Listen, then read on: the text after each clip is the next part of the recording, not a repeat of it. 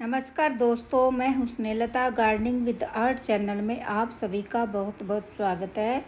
अगर आपकी तुलसी के पत्ते भी मेरी तुलसी की तरह सफ़ेद सफ़ेद दिखाई देने लगे हैं, पत्तों की चमक चली गई है और आपको डर लग रहा है कि कहीं बारिश के मौसम में आपकी तुलसी सूख न जाए, तो आज की वीडियो बिल्कुल आखिर तक देखिए, क्योंकि आज मैं आपको सिर्फ ये सफ़ेद पत्ते दिखाने वाली नहीं हूँ, बल्कि आप अपनी तुलसी को अगस्त के महीने में कैसे ठीक करना है, कितनी धूप देनी है, कितना पानी देना है, कौन सी खाद देनी है और इन सफ़ेद पत्तों के साथ क्या करना है, सब कुछ स्टेप बाय स्टेप दिखाने वाली हूँ।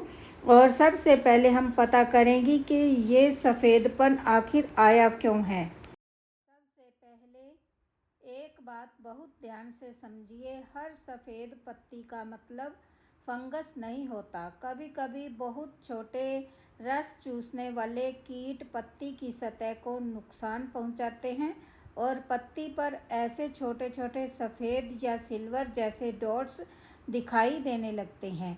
इसलिए पत्ती को सिर्फ ऊपर से मत देखिए, इसके नीचे की साइड भी ज़रूर चेक कीजिए।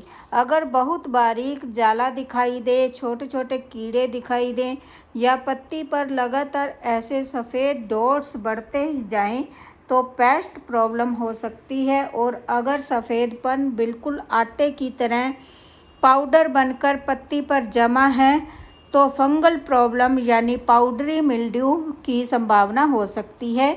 इसलिए पहले प्रॉब्लम को पहचानना बहुत ज़रूरी है।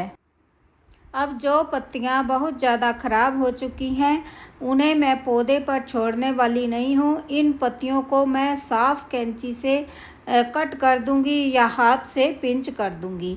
लेकिन ध्यान रखिए, मैं पूरी तुलसी को काट नहीं रही हूँ, सिर्फ वही पत्तियाँ और बहुत ज़्यादा कमज़ोर हिस्से हमने हटाने हैं। और ख़राब हो चुके इससे पौधे का बेकार सा स्ट्रेस कम हो जाएगा और नई हेल्दी ग्रोथ को फ़ायदा मिलेगा।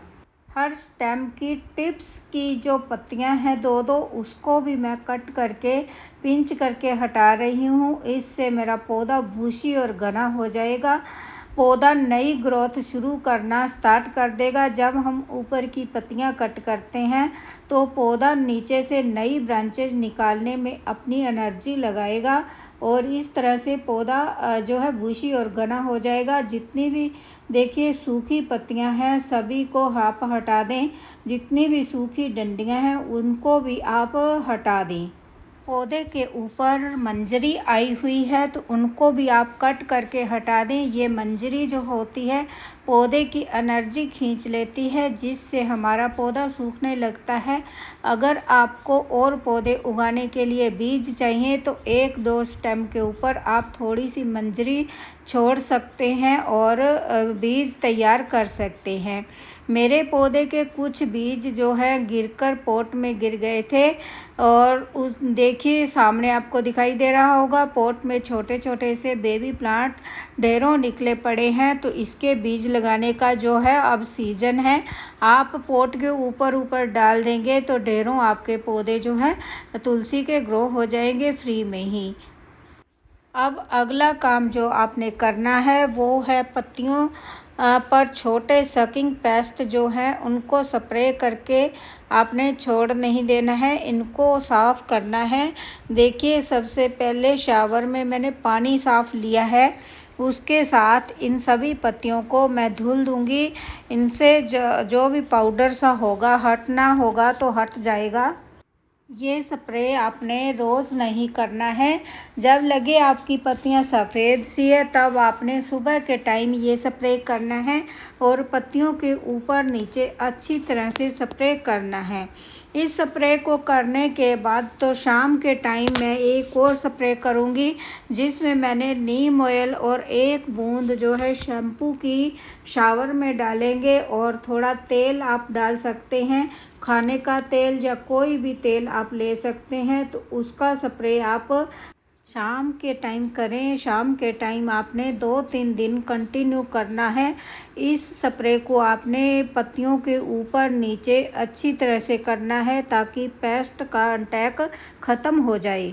लेकिन एक बात ध्यान रखें, सफाई के बाद स्प्रे करने के बाद पौधे को ऐसी जगह पर रखें जहां पर हवा आती हो अच्छी और हल्का धूप भी मिलती हो पौधे को।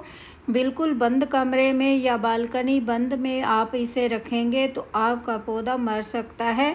आपने हवादार एरिया में और मॉर्निंग की सनलाइट हो या इसको जो है छनी हुई धूप मिलती हो, मैंने इसे शेड के नीचे रखा है। और अगली बात ये है कि गमले की मिट्टी बिल्कुल गीली नहीं रहनी चाहिए। अगस्त में तुलसी को बचाने का सबसे बड़ा रूल यही है कि बार बार पानी बिल्कुल ना दें, बिल्कुल सूख जाए, हाथों को टच ना हो, फिंगर के साथ चेक करके फिर ही आप बारिशों में इस पौधे में पानी डालें। और पानी तब इतना डालना है कि ड्रेनेज होल से पानी बाहर निकल जाए। और इस पानी देने से ज़्यादा ज़रूरी इसका ड्रेनेज चेक करना है। इसका जो ड्रेनेज होल है वो खुला रहना चाहिए ताकि एक्स्ट्रा वाटर जो है बाहर निकल जाए। जब जड़ में पानी रुक जाता है तो ये पौधा मरने लगता है, क्योंकि इसकी जड़ अंदर ही अंदर पानी रुकने के कारण सड़ जाती है। अगर ओवर वाटरिंग लगता है कि हो भी गई है तो आप पोट में गुड़ाई कर दें, जिससे कि ओवर मॉइस्चर जो है सूखता रहता है हवा से और थोड़ी धूप से। मैं ज़्यादा गुड़ाई इसलिए नहीं कर रही हूँ क्योंकि पौधे में बेबी प्लांट्स निकले हुए हैं जो कि उखड़ जाएंगे। आप चारों तरफ गुड़ाई कर दें जिससे ओवर मॉइस्चर सूखता रहे। लगातार नमी और कम एयर फ्लो होने पर फंगल प्रॉब्लम बढ़ सकती है। और गुड़ाई की है तो थोड़ी हल्की खाद, अगर आपके पोट की मिट्टी ठीक है, ज़्यादा मॉइस्चर नहीं है, तभी आपने डालना है और बहुत ज़्यादा खाद नहीं डालनी है। ये मेरा 8 इंच का पोट है और देखिए आधी मुट्ठी के करीब मैंने ये खाद डाली है और ऊपर से मैं इसको मिट्टी के साथ ढक दूंगी क्योंकि मेरी मिट्टी गीली है। तो मैं इसमें जो है पानी बहुत कम दूंगी। खाद डालने के बाद पानी आप ज़रूर दें, फिर ही पौधे में खाद का असर होगा। ध्यान रहे खाद बिल्कुल सड़ी हुई हो, कच्ची खाद पौधे में कभी न डालें, उससे आपका पौधा मर सकता है। मैं ये खाद जो है ऑनलाइन मंगवाती हूँ जो बहुत ही अच्छी होती है। अगर आप मंगवाना चाहते हैं तो आपको डिस्क्रिप्शन में लिंक मिल जाएगा। तो देखिए मेरी तुलसी के पौधे की पत्तियां अब हेल्दी हो गई हैं कुछ काम करने के बाद। अगर आपको वीडियो यूज़फुल लगी हो तो लाइक शेयर और कमेंट करें, और अभी तक चैनल पे नए हैं तो सब्सक्राइब करें। मिलते हैं किसी नेक्स्ट वीडियो में। Bye bye. Thank you for watching.